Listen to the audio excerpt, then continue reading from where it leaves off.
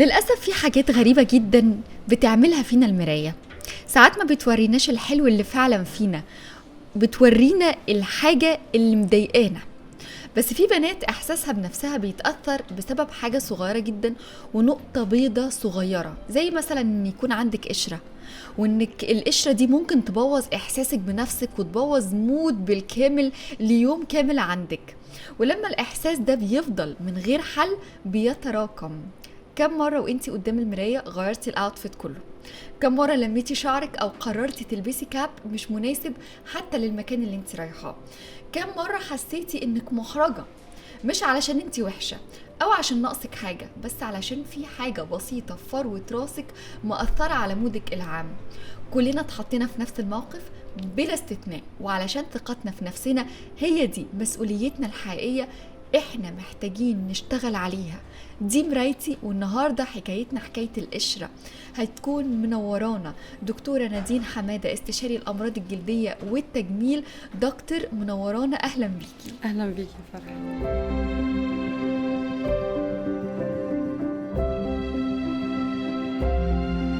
طبعا يا دكتور، كل بنت بيكون عندها حاجة بتسبب لها عدم الثقة بالنفس أو الانسكيورتي في حياتها. عايزة أعرف من وجهة نظرك أكتر البنات اللي جاتلك العيادة بتشتكي من إن في حاجة مسببة لها عدم ثقة، معظم الحالات دي كنتي بتقولي لهم إيه وبتتعاملي مع الحالة دي إزاي؟ انا دايما بركز مع البيشنتس انه يكون رضانا احنا عن نفسنا اهم من وجهة نظر الناس. في ناس بتبقى مدمرة قوي، يعني عندي مشكلة بسيطة، قشرة في شعري، بقع بسيطة، مشكلة صغيرة، صحابي بيقولوا لي ايه ده ومن ايه ده وليه كده وشكلك وحش، السلف ستيم بتاعها بيقع تماما، فجأة ما بتبقاش راضية عن اي حاجة. فدايما بقول لها ان الفكرة رضاكي انتي عن نفسك، ملكيش دعوة بحد. مش كل الانتقادات بتكون حقيقية، مش كلها جاية من ناس محبة هدفها انها تساعدك. كتير بيكون انتقاد للانتقاد او محاولة ان انا اكسر فيكي لاني متضايقة منك، مش قادرة جاريكي لاسباب كتير. وعلشان كده اهم حاجة انتي رضاكي عن نفسك. لو حاسة انك مش راضية، لو في مشكلة نحلها، او لو مش هنقدر نحلها لازم نتصالح معاها. ولما انا اقتنع ان انا حلوة، ان انا كويسة، ان انا راضية عن نفسي، انا هجبر الناس تحبني زي ما انا وتشوفني احلى، وثقتي في نفسي دي هتنعكس على شخصيتي، فالناس هتبتدي تحترمني اكتر وتحبني اكتر وتشوفني اكتر. وده بيخلينا دايما نشوف ايه الحاجة اللي مسببة لنا عدم الثقة، نشتغل عليها ونطورها ونحلها. علشان كده عايزة اسألك، جاتلك كام حالة في العيادة من بنت جاية تشتكي انا عندي قشرة في فروة راسي وعايزة ان انا احلها؟ بتقولي للبنت دي ايه وبتتعاملي مع الحالة دي ازاي؟ لا، جالي حالات كتير كتير. وجالي من بنات ومن صبيان كمان، يعني من الجنسين، ولكن طبعا البنات بتبقى محرجة اكتر، بيبقوا فاكرين انها مشكلة، انا كده شكلي مش مهتمة بنظافة شعري، انا كده ابقى مهملة. فدايما بفهمهم ان مشكلة القشرة دي تراكم من عوامل كتير، ما بين الافراز الدهني الزياده، الميكروبيوم او التوازن الفطري على فروه الراس مش مظبوط. فالمشاكل دي ممكن تبقى فروه الراس حساسه قوي او جافه قوي او دهنيه اكتر، وطبعا الدهنيه بتكون اشد نوع. فالمشكله مش مشكله النظافه، المشكله مشكله انها مشكله طبيه محتاجه علاج، هنهتم بيها هنعالجها هتتصلح 100%. طبعا بنات كتير بتعاني، او برضو زي ما كنتي بتقولي يا دكتور، ولاد ممكن يعانوا من القشرة الموسمية. يعني كمان حتى التوقيت ده لازم يستعملوا له برودكتس معينة تخليهم يتخلصوا من القشرة دي، لان هي ممكن تقعد معاهم من 3 ل 4 شهور. فلو هي حاجة دايما يتخلصوا منها، ولو هي حاجة بتجيلهم 3 أو 4 شهور في السنة، برضو على حسب المناخ ممكن تأثر عليهم وتسبب لهم نفسية وحشة. طب الشامبو بيفرق؟ يعني انا لو استعملت برودكت مناسب لشعري ان هو يخليني اتخلص من القشرة دي، هيجيب نتيجة فعلا؟ ده مفهوم عام دايما عند الناس، ان انا لو عندي قشره انا هستخدم شامبو ضد القشره وخلاص. وكتير بيجوا محبطين، انا بستخدم شامبو ضد القشره والقشره مش بتروح وشعري نشف يا دكتور وانا زهقت انا دايما بقول ان الشامبو ده حاجه كويسه جدا، بتساعد على اني انظف فروه الراس، ولكن الشامبو لوحده بيتشطف، ما بيقعدش وقت طويل على فروة الراس، وبالتالي هو مش هيكون مفيد جدا او لوحده مش هيكون كفاية، خصوصا للناس اللي عندها قشرة شديدة.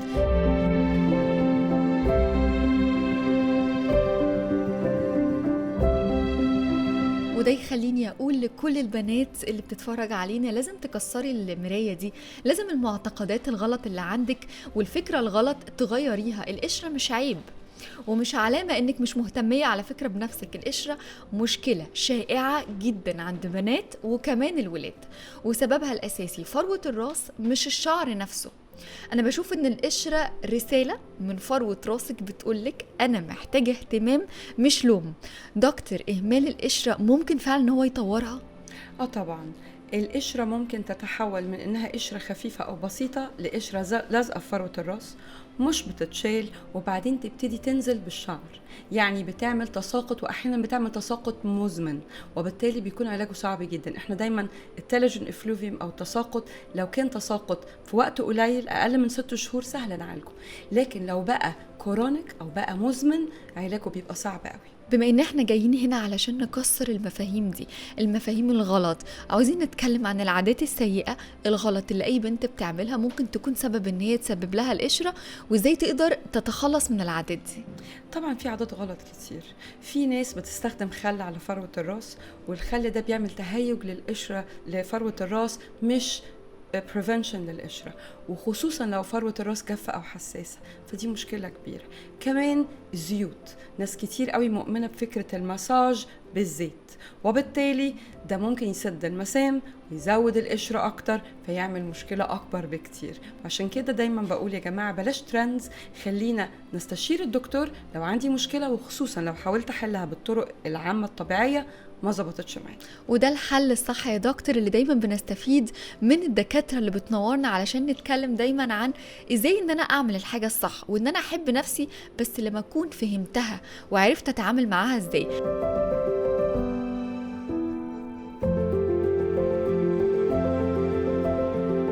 علشان كده لازم تعشقي هالتك، لازم يكون عندك ثقة بالنفس، لازم دايما تكوني بتتعاملي مع نفسك ومشاكل شعرك وتحليها بأبسط طرق. من هنا هنشتري، بدل ما تفكري انك تشتري 10 منتجات او نمشي ورا الترند زي ما الدكتور كانت بتقول، او تجربي اي حاجة وخلاص قدامك.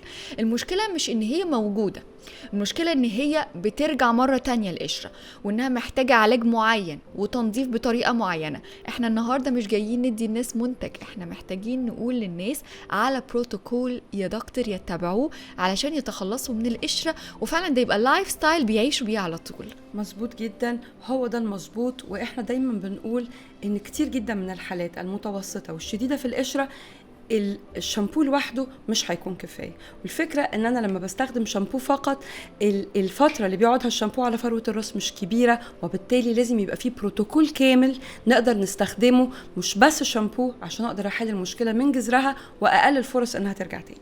نروح على طول بقى اللي بيخلينا فعلا ان احنا نعمل ده ونشتغل على برودكت طبي آمن يخليني اتخلص من القشرة، وان انا اعمل ده كلايف ستايل او ثيرابي نمبر 2 اللي تخليني استعمل اللوشن التريتمنت الصحية لشعري. بالظبط، احنا عندنا دايما افضل حاجة ان احنا نستخدم الانتنسيف ليف اون لوشن. ده هيكون حل قوي وجذري لانه مش بيتشطف، وبالتالي مدة الكونتاكت بتاعته فروة الراس كبيرة، البنتريشن باور بتاعته عالية، مع الاكتيف انجريدينت اللي بتقعد وقت طويل بتجيب نتيجة قوية وفعالة اكتر بكتير من اني استخدم الشامبو لوحده. طبعا نوفيك من البرودكتس اللي قدرت ان هي تقدم لنا شامبو من الشامبوهات اللي فعلا بتتخلص من القشرة. عايزاكي تكلميني عن البرودكت ده يا دكتور اكتر، وتقولي لي ايه الفرق ما بينه وما بين المنتجات اللي موجودة ضد القشرة في الماركت لكن مش طبية، يعني اللي هو هروح استعمل شامبو والشامبو ده ضد القشرة بس مش شامبو طبي.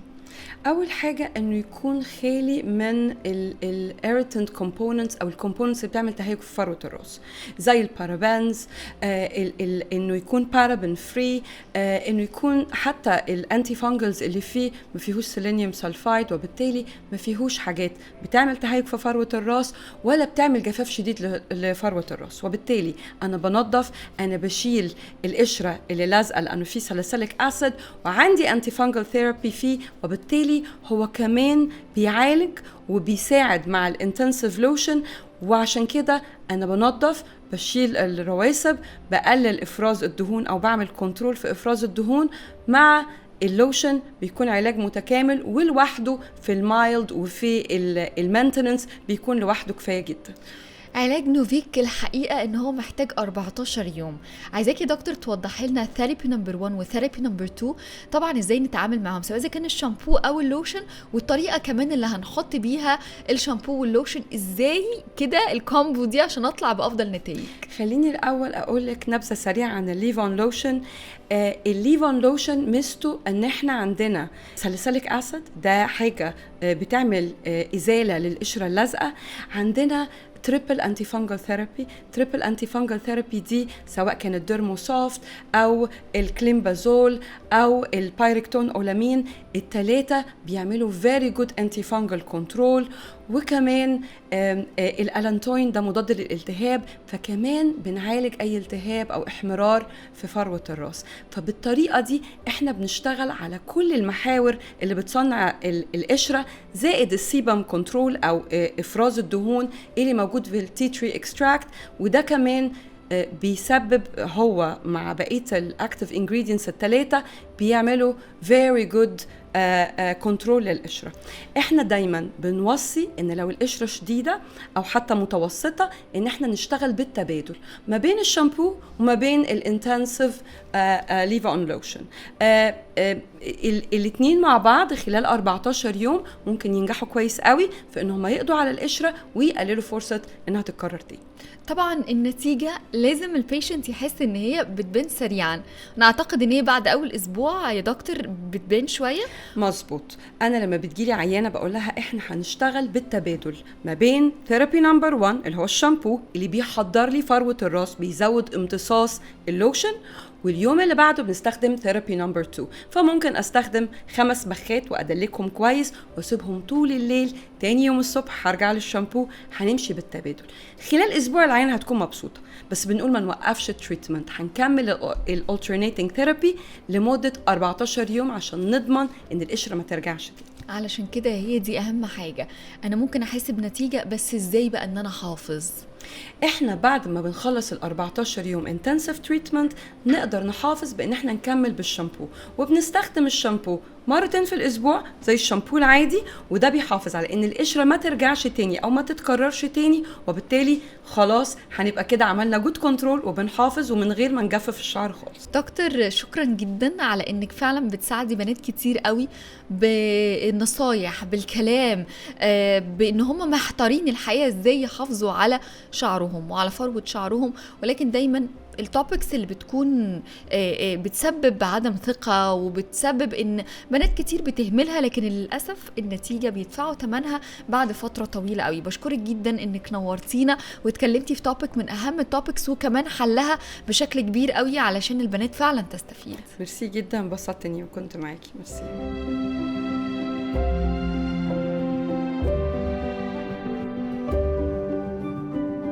بكده تكون خلصت حلقتنا، بس قبل ما نختم لازم توعدي نفسك بحاجة واحدة بس، انك ما تسيبيش حاجة بسيطة تسرق منك احساسك بنفسك.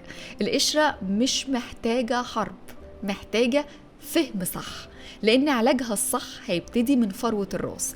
والعناية دايما بقول ان هي مش رفاهية، العناية اختيار انك تريحي نفسك وانك تعيشي مرتاحة. اوعدي نفسك تبصي للمراية بحنية، وان انتي تكوني فاهمة اكتر وما تستهونيش ابدا، وتكوني دائما عارفة ان النتيجة انتي اللي هتدفعي تمنها. ما تنسوش تتابعوا بودكاست مرايتي على كل منصات نوفيك، البودكاست اللي بيخلي كل ست تبص للمراية وتطلع أحلى ما فيها. وما تنسيش شعارنا دايما All you need is to adore your aura. Bye.